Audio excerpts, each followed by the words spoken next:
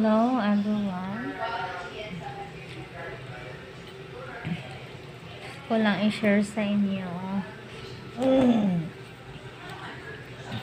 kung ano yung effect ng pag nakalanghap ng usok sa labas, sigarilyo, usok ng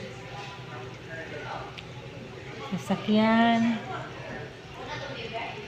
usok ng may nagluluto gamit ang kahoy, usok ng nagsusunog ng basura.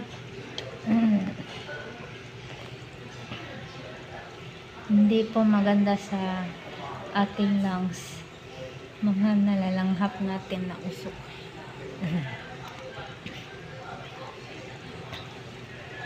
Kaya sa merong mga may anak dyan, iwasan niyo po mga lalo na yung usok ng sigarilyo sa public place, kasi may mga tao na nagyayose sa public place, walang pakialam.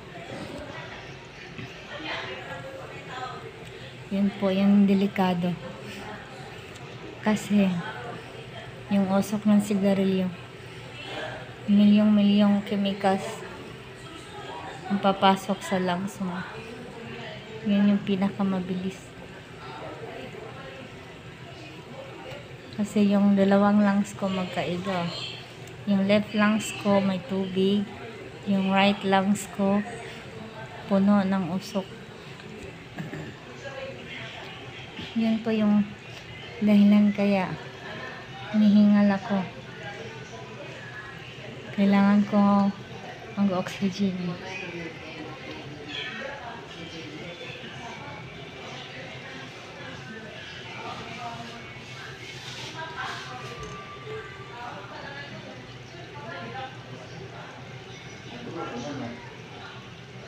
Kaya ingatan nyo yung kalusugan nyo.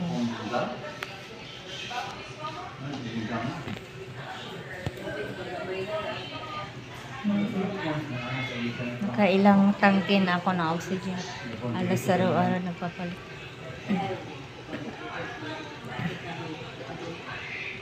Araw-araw nagpapalit ng tangke.